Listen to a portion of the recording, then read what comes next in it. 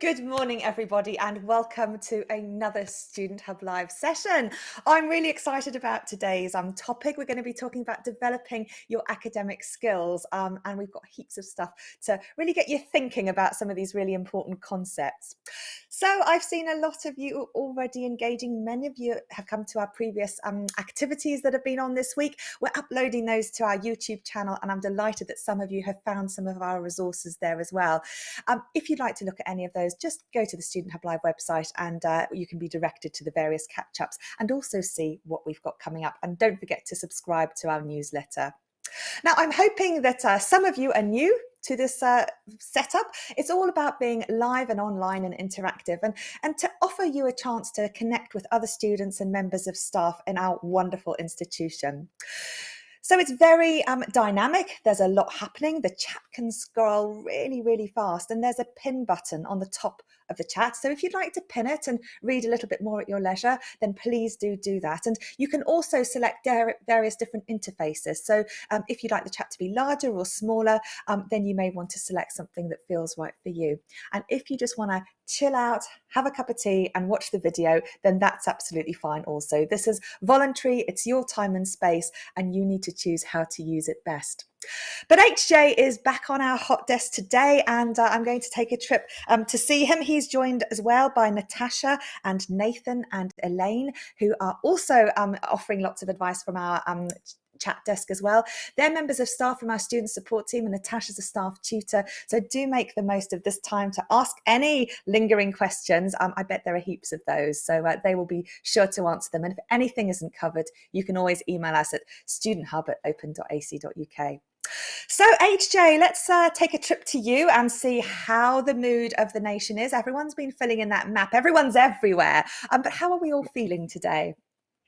I think we're feeling very well, but a bit wet this morning. We've decided in the chat that summer is finally over, and it's been marked by this last couple of days of weather. I know Rachel, Lynn, and Elaine took their dogs out this morning, and they came back a bit wet, but they're drying them off and watching Student Hub. So what a way to get back in the house and watching Student Hub with our study buddies. And I know, like you said, we're coming from everywhere. Joe's from California, Yoko's hailing from Japan, and Arta's watching from Poland. So a very international audience today, which is really exciting. And lots of new people in the chat as well, which is absolutely fantastic. So if you haven't already, we'd love for you to introduce yourself. Let us know what you're studying, what you're most looking forward to, or using the widgets to your left to tell us a bit about what your study journey looks like, what level you're at, or where you're hailing from. But most people will know that have been before, but for everyone who's new, and we're excited for you to come, anything goes in the chat. This is your space. Just have a chat to your fellow students, talk about the weather as we have been doing, or as John has been talking about having coffee and chocolate to hand, which sounds absolutely fantastic this morning. But anything goes in the chat. So a wonderful guest would love to hear your thoughts, comments, or questions as well, if you have anything specific for them. And myself, Nathan, Elaine, and Natasha will be joining you in the chat to help answer any questions or put those questions to our guests today. Brilliant. Well, that's absolutely fantastic. And chocolate can be good. In fact, tomorrow night, and HJ, you'll be very interested in this, I know, because after the other toast debacle for lunch the other day, I've got someone from sports science to talk to us about whether things like blueberries are better than chocolate. And I'm going to also find out whether wine is better than beer and whether fish can make you brainy. So that's at tomorrow night's social. Oh, We'll be talking a bit more about that'll that be a debate. later. It will be a debate. It'll be very interesting, actually. The other thing I want to know, HJ, and this happened yesterday, is on our map. Now, they do say don't ask questions you don't want to know the answers to, but there is this other section on our map. And currently, 2 viewers are in the other region. And we want to know exactly where they are or what they're doing. Are they on a cruise ship and they're not sure what place they're in? Or do we have the International Space Station finally tuning into Student Hub Live? I'm not sure. So do let us know in the chat. Let's just take a quick look at what everyone is studying and how everyone is feeling. So firstly, let's look at what you're studying. So many of you are doing psychology, so that's absolutely fantastic. If you are and you're doing arts and social sciences, we've got an event on Monday where you'll be introduced to some of the module teams from those modules. So do check out the details from that on the website. Everyone's welcome. So even if you're not studying psychology, but you've got a bit of an interest or you just like chatting to people, you're more than welcome to come along as well. So we can see some students know their module codes. Some students are doing 2 modules at the same time. And in fact, on Monday, we're going to be talking a little bit about that. So if you are studying at what we call a full-time intensity, or you're doing 2 modules at once, we've got some advice from Rachel from psychology about that in Monday's session. But let's also look at how you're feeling. And I'm hoping that some of the nerves are beginning to go a little bit, but we're all still feeling very, very excited, and some are still feeling nervous. Some people feeling overwhelmed, eager, ready, privileged. I love that. Fascinated, empowered, looking forward, proud. We love the word proud. That was something we talked about yesterday. More confident. And again, that was the topic of yesterday's discussion as well. So if you are feeling nervous, HJ, I'm sure will reassure you that that's very, very normal and good in a way, because it shows that we care about something. But we don't want you to feel too nervous. There's a fine balance, we feel. So make sure that you use the chance today to ask any questions and perhaps talk to other students, because actually you guys are often the best at reassuring each other. And there were some lovely contributions yesterday where we all felt that, we could definitely do it.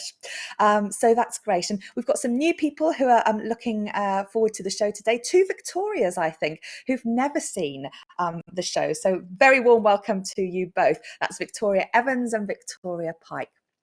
So this is an hour-long show, so I better start because we do have a lot of content and I have some really lovely guests to introduce you to. I have Ash O'Dara, who is a student experience manager in the Faculty of Business and Law. Ash actually is a real inspiration because he trained as a mature student with the OU, but he's done loads and loads of things. But I thought, quite interestingly, aside from doing law, he is actually a Kung Fu expert. So he's got all areas covered, which I think is really, really good. We also have Charlotte, who is a student experience manager as well. She deals in a slightly different area of law. Now, Charlotte tells me that she has students ranging from 18 to 80. Now, yesterday we were talking about ages, so any advances on 80, we'd be very pleased to know about in the chat. And Isabella, who some of you may recognise if you've come to our study skills workshops. Isabella does loads of these and as a tutor, and also spends a lot of time on her allotment growing the most gorgeous vegetables. So we're going to be having this discussion about developing academic skills. But we all had a little think about how we might do this, because academic skills is a big topic. And some of you who were here yesterday were sort of saying, it's been ages since I've been in education. I'm not sure I can do it. And we were talking about the way that the Open University scaffolds a lot of these modules so that you don't have to know anything from day one, and it's all about a learning process, and you develop your confidence when you're working with feedback. But we thought we need a sort of topic to grapple with, so that everybody here from all of these different disciplines can have a good contribution and a good discussion. So we've thought about this, and Isabella's going to introduce it to us, and we kind of like you to have a little Google as we go through to find information, and we can all collectively have a talk about what we think this means. So Isabella, could you tell our lovely viewers at home what it is we've decided to talk about, and give us a bit of context about why it matters? Yeah, of course, I can. So we were thinking about it. So when Ash and Charlotte and I were having a little discussion, we thought it's great to do study skills. We love doing that, and we're really passionate about that. But sometimes we can talk sort of in theory, and it's quite difficult if you don't pin things down. So we were having a think about something that could go across a number of different areas. And what we settled on, and I need my piece of paper here so I get the right words, is to what extent should GM grains feed the world? So we decided on that question. So it's to what extent should GM grains feed the world? Because we thought what it could do is it's got lots of different applications, and you could approach it in all sorts of different ways. And one of the things that we were thinking about doing today is there's all sorts of ways. So if you've got a topic, what's the first thing you do? How do you start doing about that? Obviously, what's your end point? Are you going to be writing an essay on that? Are you going to be answering a short question? Are you going to be doing a presentation? Are you going to be doing interpretive kung fu on that, which could actually be something else you want to do? All sorts of things, but it's a bit of a looking at the question, looking at your remit and thinking about what you want to do. So that's our scenario to start with. So we thought, right, well, how do we start going about doing that? So we thought, Probably the first thing to do is you need to look at the words. You need to look at this word remit that we have, REMIT, which is basically your instructions. And one thing you'll get really used to as you go through your OU study is you get lots and lots and lots of instructions. And sometimes you go, oh, I just want the question. But actually, I've got about 10 pages. There is always a temptation to just skip straight to the question and go, oh, okay, I can do that. But look for the clues, look for what you've got, look at the kind of things that people are asking you to do. So, Karen, if I've given you that question, what do you think might be the first thing you want to do? Well, I think I'd look at what GM grains means, because I think that's something that I'm sort of very familiar with, but I wouldn't know sort of what they were. So I think I'd start sort of trying to pick apart some of the topic and then think, well, do I actually understand what we mean by some of these things? And also in terms of feeding, I might think, well, that could be quite subjective as well. Is this just about nourishing or about actually giving enough calories? So I might then have a think about breaking down all of those words and thinking about exactly what I could cover within that content. I think that's what I'd do first. Thanks, Karen. So I think from the sounds of that comes from your background. So one of the things is you'll notice that Karen talked about the words, making sure you understand what the words mean. I mean, we very deliberately use the word GM because we think often people will see words. Does anybody actually know what GM means? Does it mean something different in different contexts? Now, I'm science, social sciences. Ash and Charlotte are both from law and business. We have different interpretations of what words mean. And what's quite important within your OU study is you are looking at what your module is asking you. Look for definitions, look for what clues you've got. Have you been given something we call learning outcomes, which tells you what kind of things you need to be looking for? Look at the title of your course. We all get very hung up on looking at the module code, and then we go, what it is. I even have to do that. I have to have them printed up module calendars so I can actually check what the title of is my module to make sure I'm doing the right thing. So think about that. So think about, is there some terminology? Is there something that's giving you a clue? Right, what kind of things, what are your kind of preparatory things that you might want to do? It's not a case of answering it immediately. It's actually part of academic skills is thinking about how you answer things, what kind of things, planning. You'll see we get really passionate about planning and sort of preparing things. HJ's got the giggles. What HJ, what's going on down in the chat then? um, we're just talking about everyone's age and how they're feeling. Some of us are quite young, but we're feeling a bit older today, and I think that sometimes happens when we start studying. It can feel a lot when we can get a bit worn out as well. But as you and Karen were saying, there's great responses how we tackled that in the chat as well. So we've just been talking about the context for each of these words being really important, because how we interpret it could be a matter of personal opinion. There could be an official definition that we could use. I know Christabel had a great response as well, saying, well, first I'd need to find out what GM foods actually are, find out how many people in the world actually means, and find out the issues that there currently are with feed in the world. And I think that's a great response. Absolutely. It's a huge question, isn't it? And well done, everyone, in addition to comparing ages, to focusing on our task, because I think that's what's going to make our discussion really fruitful. It may even be that, like I suggested earlier, you might want to go and have a little scout around the internet to see if you can find some of those things, because I bet that with, well, the hundreds of people who are here today, we're all going to find slightly different things and perhaps use different search terms. So it'd be really interesting if you do want to take a look at trying to break those things down. We're going to have some discussion around them later. But Charlotte, we've sort of talked about some of these words, and it's a huge question. I mean, some people might be absolutely terrified by, having such a big thing to talk about. So how might students typically react to something like this? Perhaps even if it's something that they are really passionate about. I think it's really important for students to sort of step back a little bit from the question, and although that question might initially fill you with terror, dread, and excitement because you just don't know where to start, as you say, it's a really huge topic. I think it's important to step back, reflect a little bit, and think, well, I have got the tools and the skills to do this. If I don't, I know where to go.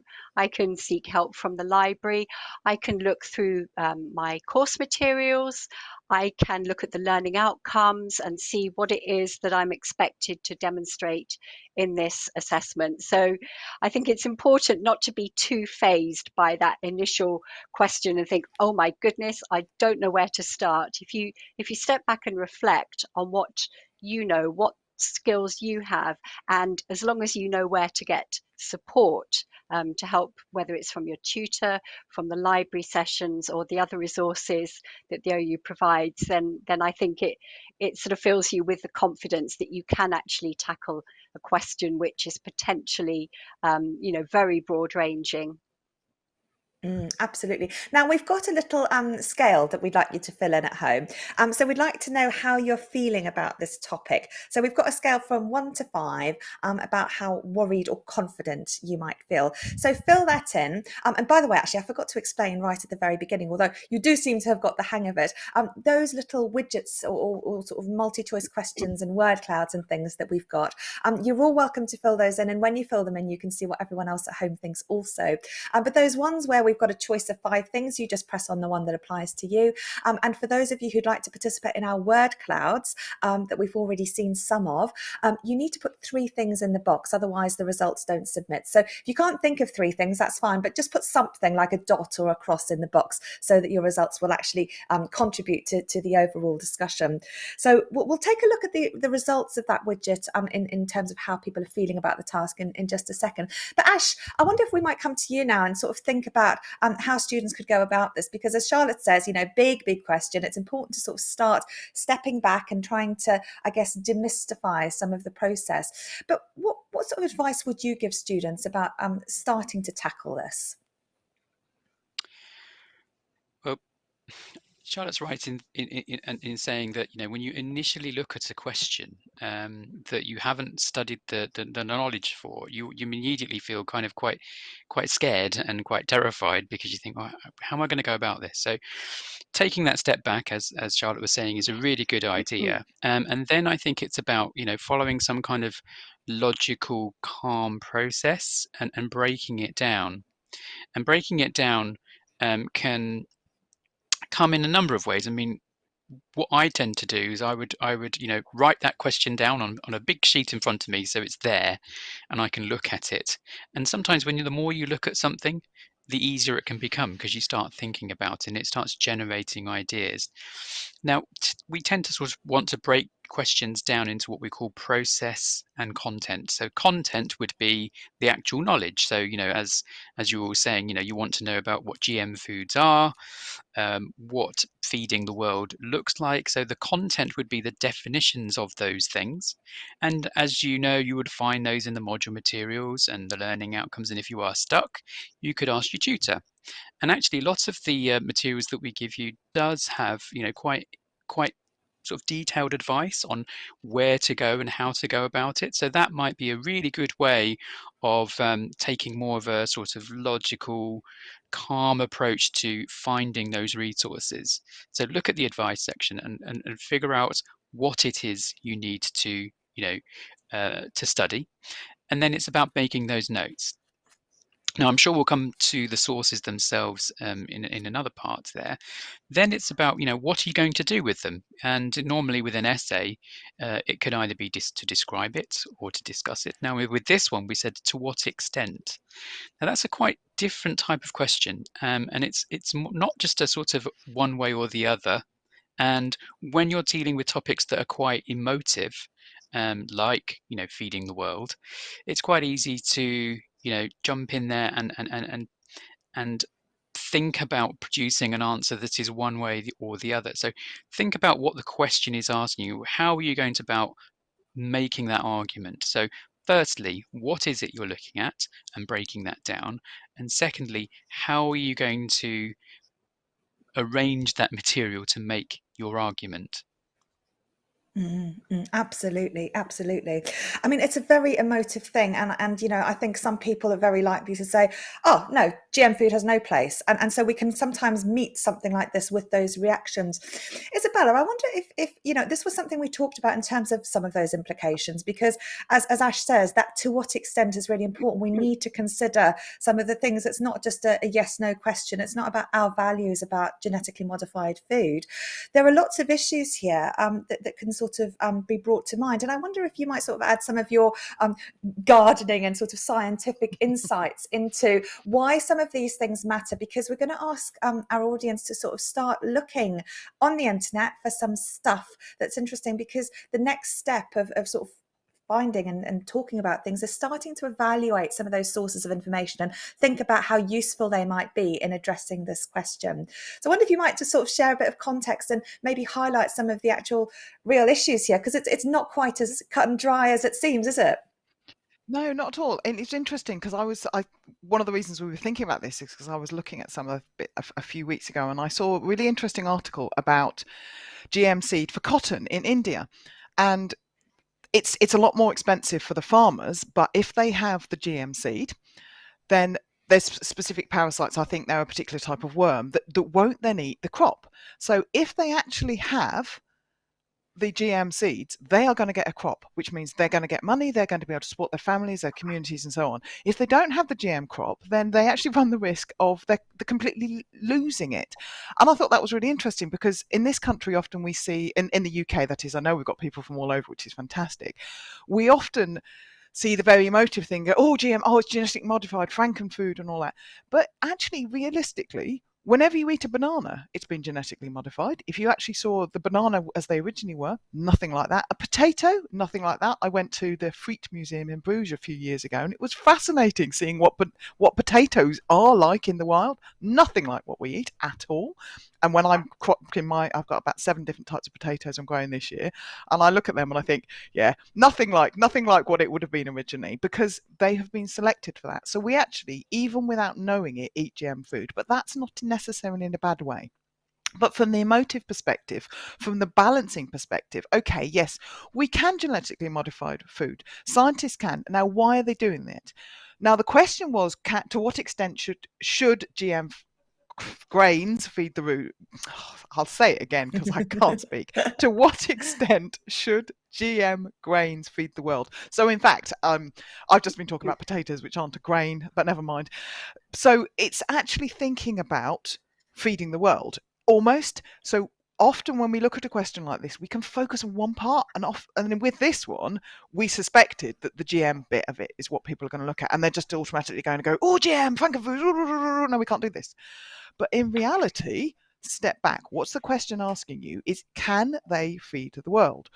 Who's the world? Ash mentioned about it earlier. Now, who are we talking about? Who might actually need the benefit of this? Most of us listening now, watching, are in a very privileged position, as that we generally have enough for food. Whereas there's plenty of places in the world where people don't have enough food. Now, is there something that could be done to try and help them? So like the illustration I gave about, it was Indian cotton, but there was also, I can't remember which particular grain it was, there was a very similar thing. And again, you look at it, we don't realize, because most of us are not subsistence farmers. I grow vegetables, so I know what happens when we haven't enough rain, when we don't have enough rain, when we have blight and so on, and I see what happens to the foods. But I'm in the privileged position. Even if my foods don't grow, I can go to the supermarket, I can go to the shop, I can go to a market and get them. But this idea here is, what about those people who can't? They don't have the supermarket down the road. They can't just get onto the internet and order some food. They can't order a takeaway. So there's actually a lot of different elements within it, and you can think about it from the sociology perspective, the psychology. You can think about it from the law perspective. Should us in a Western world that has enough money be responsible for feeding people that don't have enough money? Again, all sorts of ways, and this is your context of where are you coming from this question from. So I've sort of done it from sort of a scientific, a food perspective, but in reality, there's all sorts of ways. And again, what context have you been asked about it? If you're doing a sociology course, that's very different from if you're doing a law course, from doing a biology course, from doing a physics course, from doing a a French course. It could actually be that you've got to write an essay in French about this. So that's even more. I wouldn't even start to begin to do that because I would be completely rubbish, but that's fine. So lots and lots of different things to think about there. Absolutely. Well, we asked everyone at home how they felt about approaching this search topic, and let's see what you said. Overall, pretty confident, which is good, but some people are worried about it. And in fact, some people are feeling quite anxious today. I hope you're feeling slightly less anxious as these sort of sessions progress, but do make the most of this opportunity. But on the whole, I think we're sort of feeling quite good about searching. And searching for information is something we'll often do if we want to find out where something's on or a bit of information or what it is so-and-so's on about. So we're very used to using the internet for these various things. So HJ, I wonder if we might sort of come to you and think about what it is, if anything, students have already found out about in terms of this topic, and what people's reactions to some of the stuff Isabella's been talking about are in terms of some of these really complex issues that are beginning to emerge. I think in the chat there are some of us who are quite firm in our thoughts on this topic, which is great because it's leading to an absolutely fantastic discussion. And what we've been thinking about as well is how, from different perspectives, we may take this question differently. So I know Seth said, leave it to market forces. If the market bears it and it functions, otherwise it will go bust, which is a very good economic perspective, depending on what way you lean. And I know there was another comment that said, well, if there's people that are starving in the world and this can solve it, then this would be the right thing to do, which may have a bit of like philosophy and ethics in that question as well. And I know I'm just trying to think. There's so many great comments on there. But I know there was a comment that said it does depend on our perspective, because what we're studying can definitely influence how we answer the question as well. And we started to think as well how we would tackle this topic, because for a lot of us, including me, this is something new and I actually hadn't thought about before. So some of us would start using maybe our local library and just searching on Google online. I know that's something that Zoe would do. Jacqueline said I'd start with Google, maybe just get an overview, and then probably move into the OU library to see if there's anything there, because there's some good resources. And Chloe said I'd use Google Scholar before going on to the normal Google, because it may find some things that are a bit more trusted there. And Verity, and I do this as well, says if you want to get just like an overview of topic, Wikipedia can be actually helpful, because then you can go down and have a look all the different academic references as well. But there's a lot of considerations we've been given as well. So some of us in the chat, I'm pleased to grow our own fruits and vegetables, which is not something that I'm sure I'm skilled enough to do. But we're talking about all the different varieties we get and how there can be differences between the stores. And Katie's thought is a lot of animals rely on certain plants that are dying out as well, so wider impacts as well. So there's a really good discussion going on about this here, and it's definitely given us some thought in the chat today. Brilliant, absolutely brilliant. No, you're so right. I mean, and one of the beauties, I think, of being mature students is not only do we have different perspectives, but we've also got different life experiences. And this creativity in our approaches to dealing with topics makes it so exciting. And it also shows that there's no one right way to cover any particular question. So what we'd like you to do now is fill in one of our other word clouds. As I said before, these have the three things which need to all be filled, but you don't necessarily need to fill them with words. You can put a dot or a full stop in there. And we'd like to know some of the key themes that you found. So if you've, for example, looked at Google Scholar or looked at Wikipedia, and we think about this question, which is, to what extent should GM grains feed the world? What are some of the key sort of themes or things that have come out of it? Are you seeing a lot of stuff about scientific arguments? Are you seeing lots of information about poverty? Is there stuff about producing food and farming or agriculture? So it would be really interesting to sort of start thinking and populating that word cloud with some of the sort of stuff you found. And looking at themes can be a really nice way of sort of trying to identify some of the key issues, because of course, depending on where we're looking, there are going to be certain things that are going to be mentioned. So for example, if you're looking at Google Scholar, it's most likely, although I'm not sure, so you can tell us this at home, but if you've been looking at those areas, it may actually be that there's a very sort of scientific, rational argument that mainly focuses on agriculture, whereas Wikipedia may give a sort of overview, and there might be a lot more things that are mentioned there as well. So if you could have a go filling that in, and of course still contributing to the chat, we're then going to take a look at how we can interpret and start looking with some of that information. So let's go back to you, Ash, I think, because one of the things that I'd like to sort of pick up on before we start moving on is this sort of notion that we were talking about, that I think Charlotte mentioned initially, about stepping away from the topic. And, you know, you'd said this is quite an emotive topic area. And ultimately, what we're trying to do from an academic perspective is really trying to sort of identify those arguments. They're not our arguments. They may be other arguments in that domain. And I think this can be a sort of concept that can be challenging, and particularly the first time we're dealing with it, for students to understand. So I wonder if you could maybe offer some insight there in terms of how they might, in addition to breaking down the process and content words, start to take a more objective view, I think, of some of the things that we're meeting. Yeah. So, you know, as we were saying, with an emotive topic like this, it's quite easy for you to potentially, you know, have a view and then to potentially gravitate towards the kind of resources that will confirm your own view. And that's kind of quite natural, isn't it? Because, you know, we all try, you know, we all you know, immediately going to gravitate towards something that feels comfortable to us. And actually, I think it's sometimes really important to do the opposite. So, you know, if you are pro GM and you feel very passionate about it because maybe you understand maybe the psychological or the human rights element to it, that, you know, we should be feeding the world and we have a ethical, legal responsibility to do so. It's quite then it's in a sense, you know, you've got to think your way out of that and think, well, okay, so how am I going to argue the complete opposite of that? And then actively search for resources that argue the complete opposite.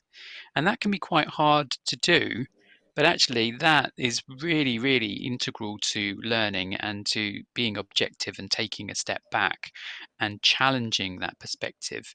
Now, it can be that when you actively pursue the opposite view or the opposite types of sources, that it can either confirm your initial view because you might have read it and you might have discounted it, you might have had very good sort of reasons for discounting it, or it might actually shift your opinion.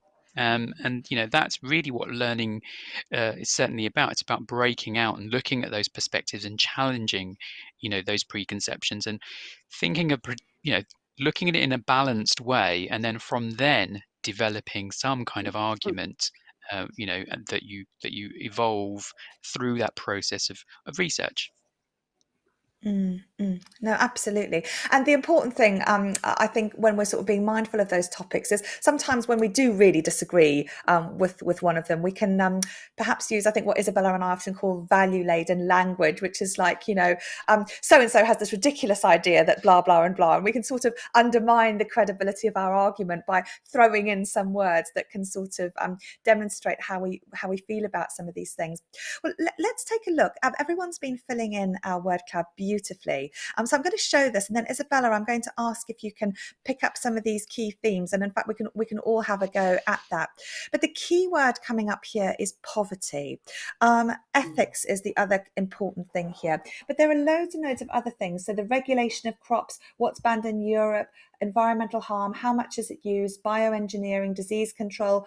Wikipedia is very fact-based. Health benefits, pest control, lots of opinions, chemical risks, interesting. Harvard artificial, I'm not sure what that means. You might want to put a bit more in the chat. Changing processes, ethical and moral, is it bad? Someone's mentioned checking sources. That's a really important thing. We'll come on to that in just a minute. Other things, just picking up a few here. I'm hoping you can see them okay, Isabella. Geographical, consumer willingness, harm to the body, crop yields, natural, geo-artificial, increasing food yield. So this is something you were talking about before. Diversity types, Google Scholar ecosystems, malnutrition, fear mongering, side effects. So lots and lots and lots of topics there, Isabella. What might you sort of pick up then in terms of some of these themes our audience have found? I think it's really interesting. And a lot of it, what Ash was saying about the way you search and the way that you do things based on your experience. And to be completely honest, your search engine knows that because often it will go, right, what have you looked at in the past? Oh, we're going to put that, or you'll get sponsored things at the top. So some of it is actually about searching and where you look. It was great that Google Scholar was mentioned earlier because that's great, and the OU library. And hopefully they are balanced. Not all academic articles are balanced. You've got to be aware of that. Some of you might end up doing something we call a prompt activity as part of it, which is where you analyze the validity of sources and whether they might be biased and so on. I won't talk any more about that because that's a little bit much at the moment. But one of the things I noticed about that word cloud is there was quite a lot of quite specific factual things. So obviously people have been looking, and there were things. Predominantly, most of those seem to be about a balanced view about looking at the facts of GM crops, which is quite good. There was fear mongering, there was information about things being banned. And I think one of the things we need to be aware of, and particularly if you're new to studying, a lot of the information you might have got in the past is from the media, particularly social media. And you'll have heard of, oh, I've just completely forgotten the word. What do you call it? False Fake news. news? That's it. Yes. Fake news. Yeah, there you go. That Fake thing. I knew. news, I yeah. always forget these terms. But yeah, and that's the problem. We get so much of that. And I'm not saying that everything about GM crops and feeding the world is fake news. But one of the things that you're doing as part of academic skills, and the reason why we chose this one, was to try and help you think about things and think about how you search and whether you're searching in an appropriate way, whether you're using information in an appropriate way. Do you just stick the whole phrase into Google and then whatever the first thing is, that's what you use? Or do you actually realize what's the things? Do you make things into a question? Do you actually go, right, I need to define what GM, do I need to find out which part of the food world needs to be fed and things like that? And what I could see from that word cloud is it looked like quite a few people had actually been thinking quite carefully about things, and they'd been looking at a number of different elements, which is great because it's a skill that you end up developing. Because remember, what we're talking about is academic skills. The fact that we've pinned it on a particular topic is to try and help you and put it into context. It's always a good idea to put things into context. We can talk about academic skills. All of us can talk about academic skills because we're academics. We work for a university. We do these things. But what we're trying to do is help you, particularly if you're new, think about things and go, right, how can you do things step by step? How can you plan things? What are you looking for? What might you be influenced by, which will affect how you look? Can you step back, take yourself out? I know when I'm searching, me, Isabella, searches in a particular way. I have these ideas. I love growing vegetables, so lots of my searches are about vegetables. And that's the thing. Okay, some people might think, gosh, you're very sad, is that your pictures are about vegetables. It's because I like eating food as well, and I can't grow chocolate. If I could grow chocolate, life would be perfect. But I won't go on the chocolate thing because otherwise I could talk about that for far too long. But part of what you're looking at is being specific, thinking about the skill. You've got the skill of searching, you've got the skill of breaking down the question, you've got the skill of recognizing what was the theme that came through. What are you being asked for? Again, I've mentioned it before, but I'll keep coming back to it, is what was your remit? Are you coming from this from the politics side? Are you coming this from the legal side? Are you coming from philosophy? Are you coming from social science? Which of those ones are you coming from? Because that is going to impact what you find. You can easily discuss it with other people, and it's great that people have been having discussions in the chat. Remember that you are going to be tailored. You can't take you out of it, but part of the academic skill is trying to step back and get your academic you developing. So the academic you that's in here that is wanting to come out and demonstrate how amazing you are, you've started your OU journey, you're working towards your degree. How do you do that? How do you actually progress in that one, as opposed to you, who's an opinionated, that value-laden idea that Karen was talking about? You need to step back from that. And I do say need, because you do need to step back from that, because most of the time what you think, your opinions, I'm sorry, they're not what's going to get you marks. Being step by step, following the instructions, getting factual information, backing it up, that's what's going to get you the marks. Absolutely, absolutely. So some key concepts here that we're sort of talking about, and if we just sort of take a step back, we've talked about sort of literally taking a step back from that topic area, but also Isabella, you'd mentioned this notion of sort of, I guess, good etiquette, and also that this idea that we're sort of introducing students to a slight shift in thinking. And we often say with OU Study, once you start studying, you never look at a newspaper in the same way again. And so, for those of you who are brand new, don't be terrified, because these are things that you learn. And in fact, the library do all sorts of activities that are often embedded within your module, as Isabella mentioned some of them, that give you frameworks to start evaluating information. I'm going to come to Ash next, but I'd like to line something up for Charlotte to talk about. So one of the other word clouds that we've got for you is about the credibility. So how good you think your source is. So if you could have a go filling that in now. So the question there is, how do you know your source is credible? So it may be, for example, that you think, actually, I just think it is credible, or it may be that it's in a scientific journal, or you might say, actually, Google Scholar has some standards. There may be lots of things, but we'd like your ideas about how you might sort of identify a credible source. So even if your source maybe isn't credible, how you might know that something was going to be credible. So if you can fill those in for us, we'll come to those in just a minute. But Ash, I wonder if we could develop on what Isabella was saying around this notion of search etiquette, because there's certain things that students can do in addition to just, as Isabella said, clumping the whole phrase into Google. So could you sort of briefly talk us around those notions? Well, firstly, I guess depending on which subject you're studying and which aspects of the library, if you are using the library, that you are researching your topic from, you want to be quite sort of narrow and focused in how you search these terms. Some students, it's quite kind of common for people to just put the entire essay question in there, and as you say, it just churns out whatever is there. It's about breaking it down and going to particular journals, let's say. So, from a legal perspective, there are certain journals that are there in the library that I would use if I was looking at the ethics of feeding the world, and that might throw up things like, to do with the law, whether it's to do with, the World Health Organization's rights to, adequate health and well-being, and that might throw certain types of sources at me because it's coming from that legal perspective. So depending on which journal or which search engine or how you use that and the words that you use within it will produce for you different types of sources. Absolutely. So it's important to sort of think about where you're getting those information sources from. But also you'll learn various techniques like how to use words like and, or it might be using commas to combine GM and grains, so that you're not just looking at all GM food, you're specifically focusing on grains. And those are things that you can pick up and refine. And it's interesting, I think, to reflect on how we can develop those sorts of things. So yeah, let's go to HJ first quickly before we try and pull up the results of that final word cloud for Charlotte to comment on. HJ, how's everyone doing at home? We're doing absolutely amazing, and we're having an absolutely fantastic discussion in the chat as well. It's great to see how everyone's different perspectives are coming in.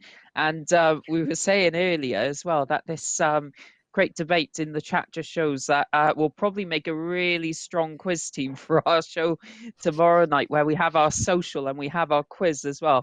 And Laura said that tomorrow's quiz makes me a bit anxious, that I won't know any answers, but that's okay. As we've seen from the chat, we've got lots of great knowledge from different perspectives, and I'm sure we'll work well together as Team Home to see how we do on the quiz.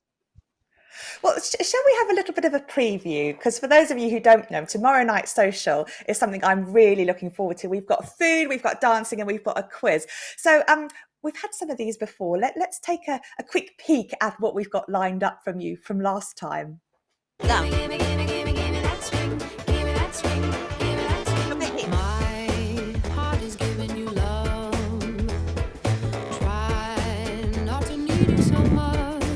Really nice, excellent, Brilliant. well done. Oh, that was amazing. Lovely.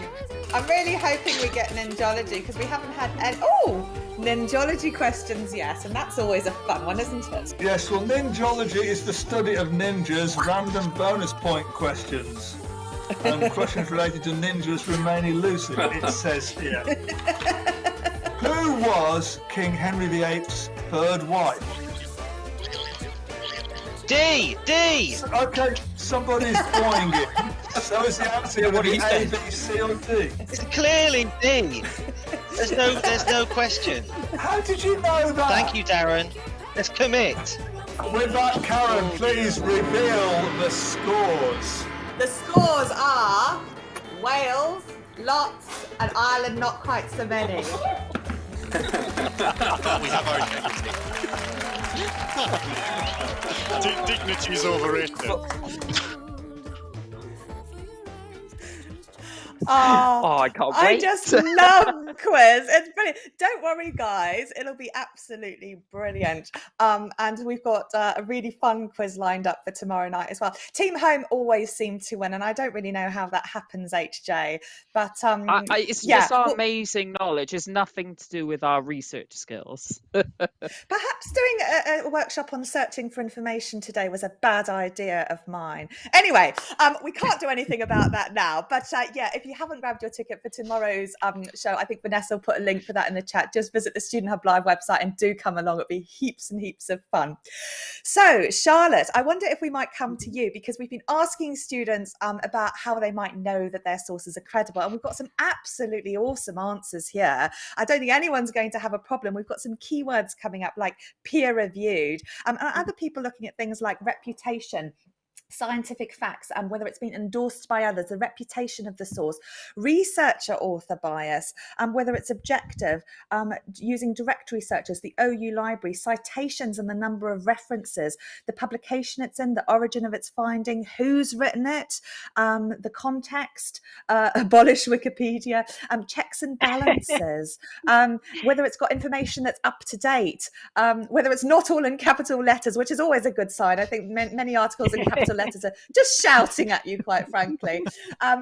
Checking for bias, whether it's well reviewed and endorsed by others. If it's in a book, for example, if it's not sponsored, if it's validated, and checking the actual authors and the origin of the authors. So some brilliant things here, Charlotte. I wonder if you might feed back on what our audience is saying about this.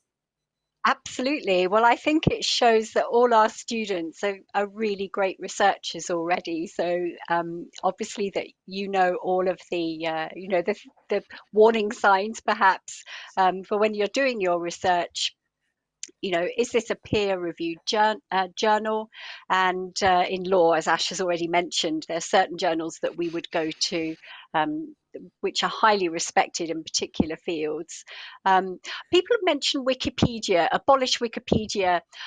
I think we're all guilty of using Wikipedia. If we're completely new to a topic and we want to read something about it, then Wikipedia, I don't think it's controversial to say that there is a lot of information on Wikipedia that can be useful as a starting point to inform us about the basic tenets or premises of a particular topic. So I wouldn't necessarily discount it altogether, but obviously there are some questions about credibility. We don't know necessarily who's authored a Wikipedia article, so it's not something that we would cite when we are putting together our finished essay. I think people have talked about Google Scholar, which is amazing, and it's a really excellent resource. But as Ash and Isabella have both pointed out, there are some concerns that we have with how do we search for relevant sources? Do we just put the whole essay phrase in, which could give us thousands and thousands of possible answers? And then it's a very difficult process to navigate through such a huge sort of return of possible articles that we could use. So it's about being smart with our search and using those things like the quotation marks and the and so on and so forth to get really sort of quite narrow responses to the research that we want to carry out. so I think that all of our students are really well on track to be excellent researchers. There's such a range of sources out there, and I think it's really important to say also that when you're starting level one, in particular, we introduce students to academic research in a very gentle way.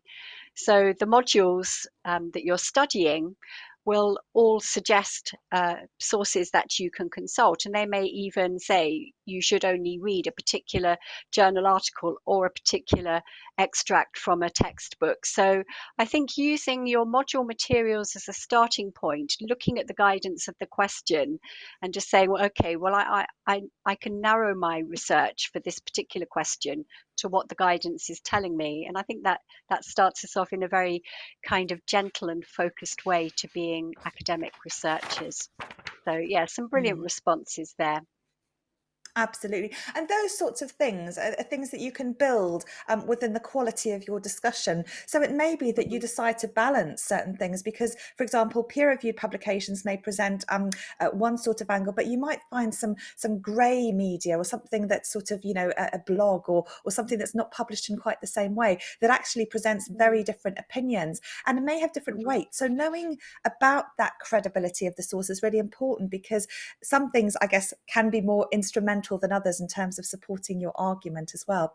So I'd like to sort of link back to some of the key skills, if we could, that's been covered. And Isabella, you're our skills woman. So I wonder if we might sort of try to think about some of the various things that we've used in this really exciting discussion so that people can be focused on what they've been doing during the last hour and why those things are important. Yeah, because I think the interesting thing is I'm trying to think back because we've been sat here, we've been talking about things for the last 50 minutes.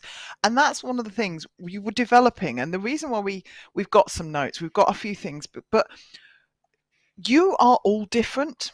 Anybody who's heard me talk in the online events knows that I go on about this a lot, but we're all different learners. I learn in a different way from Karen. Karen is in a different way to Ash. Ash is a different way from Charlotte. We all do things in a different way. There are certain things that you should do in a particular way if you are an academic. So that's whether you use things in an appropriate way, whether you do things like referencing, whether you write in appropriate academic English and things like that. But the way you go about things, don't worry if your way is different from somebody else's.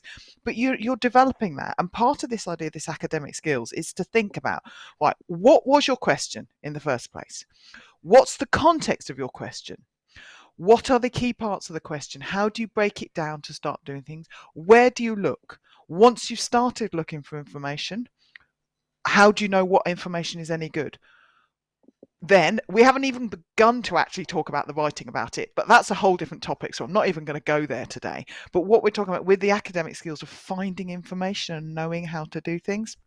The library's got excellent things. We mention the library a lot because we love the library. And they've got something called the Being Digital and Digital Skills sections. They've got lots of little bite size. And I know they've actually got one on using Google appropriately and things like this idea of just putting the search, the whole phrase in. I know that's how we do things. And those of you who are a bit older might remember, I think, was it Ask Jeeves was an older search engine? Was the first one where you could put a phrase in. Before that, you had to know exactly what you were looking for. You had to have the precise words because it wouldn't find it. We all get so used to Google now, and then we just use it. There are other search engines available, but it doesn't necessarily give you the best thing. And at the end of the day, Google makes money. People sponsored. It finds different things. Very few people ever go past the first or second page on Google, but that doesn't mean that there's not other useful information there. So as usual, I've gone off on a nice long diatribe on your question, Karen, which is the point. Did I answer Karen's question? This is what we do. We go, right, what's your question? That's why I had the phrase written down. Write down your question because you get so enthusiastic. I do when I'm talking. We keep going. Oh, have I covered this? Have I covered this? Right, get me back. Did I answer your question, Karen? Did I do what I was supposed to do? Kind of. And I agree, because that's why I write the question down. And I would recommend, in fact, when I'm marking TMAs, tutor marked assignments, I often find that those students who have the question right at the top of the page do a lot better at answering that particular question that's set, which is, as we know, Isabella, is the most important thing. Yeah. But I guess some of the things that I'd sort of like to sort of mention in terms of things I think are important that you guys have all covered for us today, that notion of firstly looking at what we call those process and content words. And there's some really nice activities at the Help Centre where you can go and look up what they mean. These words like discuss and evaluate and to what extent and compare. So you can look up what they mean, and you can also do some activities so that you get used to this idea of breaking down that question and thinking, what is it actually asking? And therefore, how do I need to answer it? And then we've been talking And what a little does bit the about university do as well? Sorry for interrupting you, Karen, because what's it mm. asking? Not what I want it to ask. What do those words mean? What do they actually mean? Not what I've learnt they mean possibly because somebody's told me, but what does the university actually mean by those terms? Sorry for interrupting, Karen, but I thought it was quite important. No. It is important, because I think we're used to some of these words, like discuss, for example. Discuss doesn't mean go on about and tell us everything you know. It actually means tell us the relevant bits that are relevant to this question. So, these are important things to look up, because words take on different meanings, as does something like inequality in the social sciences. We think we all know what that means, but those of you doing DD 102 are going to start getting to grips with some of those words that have different implications in different topic areas. So it is really important, as you say, Isabella. So we spoke about breaking down the question and looking at the process and content words. We've also talked a lot about, Charlotte Nash will mention how important it is to step back and be mindful of our opinions, not to use, as Isabella was saying, value-laden language or letting it show through what we think, but to evaluate some of those sources, think about how credible they are when building our argument, and then think about how they can contribute to meeting that particular question as well. We've also looked at sort of the notion of searching and how we might start doing things differently as academic learners. So how we might sort of go to library sessions, and not to worry right now. These are things that if you're brand new to the OU, you're going to learn and you're going to get to grips with. But the point is that the way that we do things, the way we address everyday questions changes as we develop our academic skills and gets more and more sophisticated as we work through. And that's really exciting. So it's just being mindful of those changes now. Now, Ash, I'd like to end by asking you to sort of reflect. We've been getting students to fill in our widget, which is about how confident they feel. And yesterday's session was all about developing confidence. I think we're just changing the widget. So if you haven't voted on that, let us know how confident you feel in tackling the subject, and we'll show that in just a key second. But yeah, Ash, would you say that those are the sort of key things that we've summed up from today? Absolutely, yes. I mean, I think confidence is the key here, and yeah, the word essay is about construction, and it's exciting. You're building something, and that is part of the journey that you're taking. You're taking the first step towards building something. It's not something physical, but it's built on ideas and through research. And you might not always get it right the first time, and it takes time. I've been researching for 20 odd years, and I'm still learning how to do it and how to construct things. It's a blank page, and it's exciting that you've got a blank page in front of you and you've got a question that's interesting. You found all of this stuff.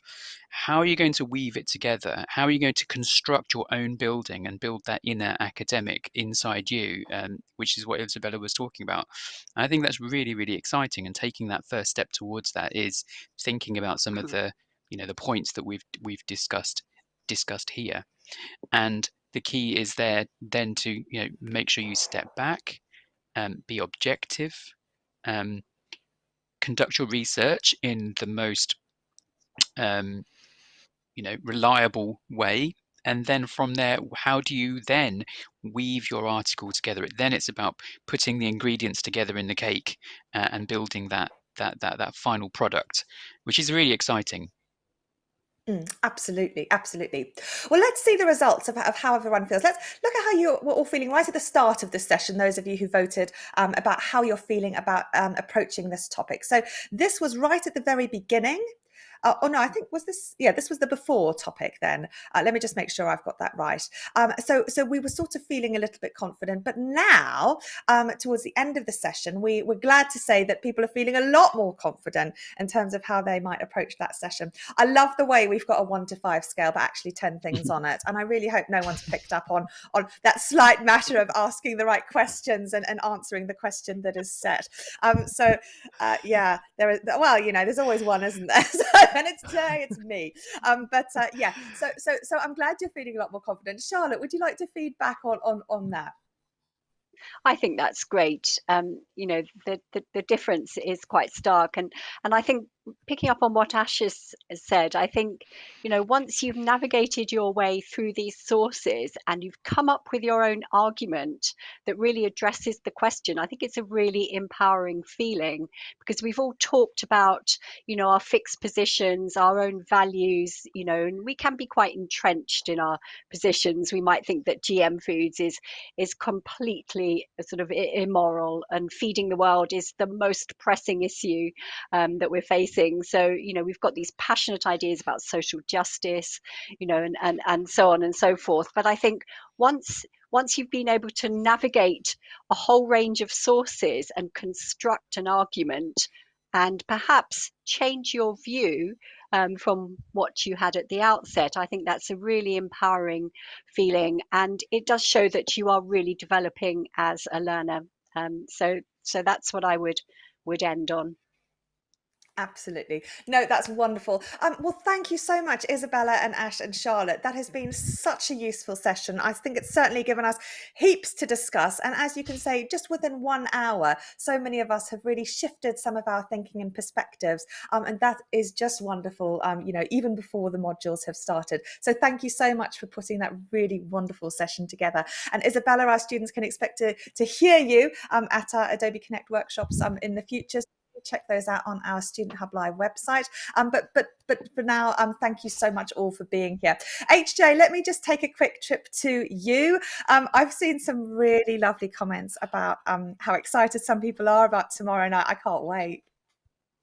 Oh, I know, it's been absolutely amazing. I mean, the chat was so busy today, and this definitely got a lot of people thinking about the topic we've been speaking about. And I know we've all found it really helpful about thinking about our skills and how we're going to approach our questions in the future. And the chat was so busy today. Just a reminder to everyone, if we missed anything, just email us studenthub@open.ac.uk, and we'd love to get back to you. We've been having a bit of a discussion about lunch, so we've moved on to that. And I know we're having our great discussion tomorrow about blueberries versus chocolate, which will probably be even more heated than the GM discussion today. And thinking about the chat today, I know I said it before, but we've had such a fantastic discussion with people from a variety of experience and backgrounds. So I'm so glad everyone can join us, and it definitely is what makes Student Hub Live special. And I'm glad everyone could join us today. But what makes it even more special today is something that you haven't mentioned for us, Karen, is that it's your birthday today. So we all wanted to wish you a very happy birthday. And we wanted to just think about and show you some of the special moments that we've all had together at Student Hub. Oh, thank you. Karen, you ready for the outdoor broadcast? I'm so excited, Angela. It's going to be absolutely brilliant. Great. You're on. Oh, hi. Welcome to the Student Hub Live. Welcome to the Student Hub Live. Welcome to the Student Hub Live. Welcome to the Student Hub Live. Welcome back to the Student Hub Live. Welcome to the Student Hub Live. Welcome to the Student Hub Live. Welcome to the Student Hub Live. Well, isn't this festive? Yeah. Okay, so 86 pepperoni, cheese, tomato pizzas. Sorry, hi. Welcome back. And we're going to be talking about the School of Physical Sciences Open Day on Thursday. So what we need to know is it going to be as good as this? And will you have cake and biscuits? It will be far better than this, of course. And we're out of time, sorry. Thank God for that. Oh, very well. Oh. You two? Sorry, we're having a... Sorry, Paul, you can't take them anywhere. They're ridiculous. It's like boiling a frog in a saucepan. If you put the frog in a boiling water, it will scream and shout and try to get out. If you put a frog, I've not tried it myself, folks. I don't advise you doing it. When you study at second level, you will be boiled to death without knowing it, unless, of course, an asteroid hits the Earth and Bruce Willis isn't available to come to our rescue. Sam, welcome for the rain. Absolutely not. No raving in the library.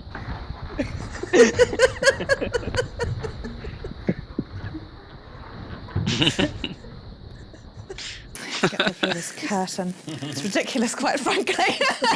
We have got a special day today, and we have got a little something for Karen.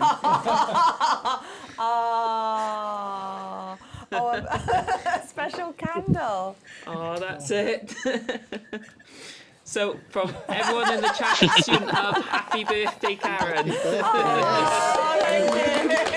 sure you blow us out. Happy birthday, Karen. Happy birthday, Karen. Have a great day. Happy birthday, Karen. Happy birthday, Karen. Karen, happy birthday to you. Happy birthday, Karen. Have a fantastic day. Happy birthday, Dr. Foley. Oh, Gary's saying happy birthday, but I think he wants to run away. Happy birthday, Dr. Foley. First birthday as a doctor. So proud of you. Have a great one. Karen, have a fantastic birthday and a great year.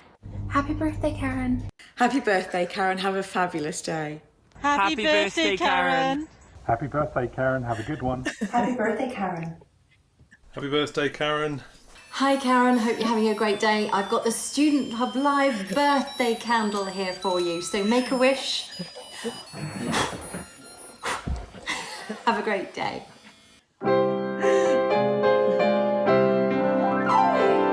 Happy birthday, Karen!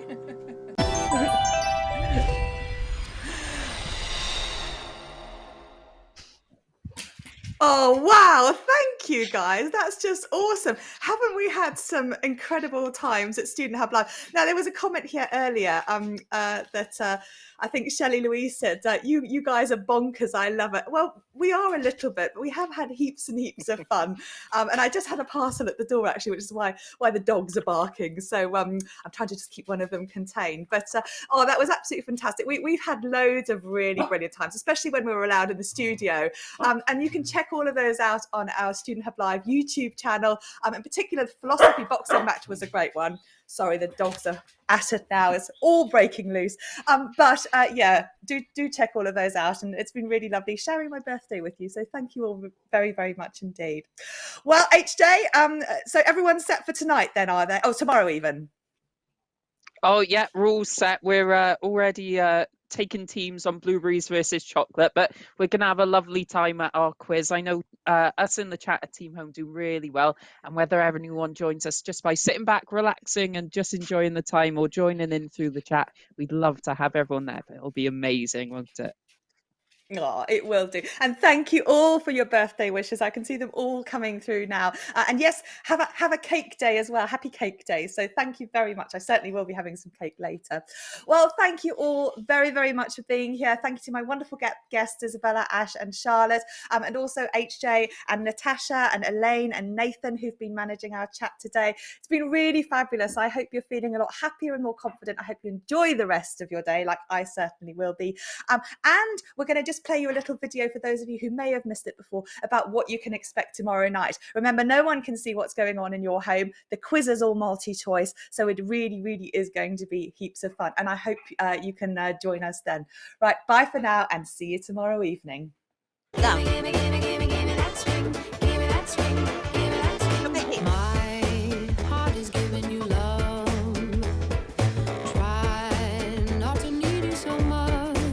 Really nice. Excellent. Brilliant. Well done. Oh, that was amazing. Lovely.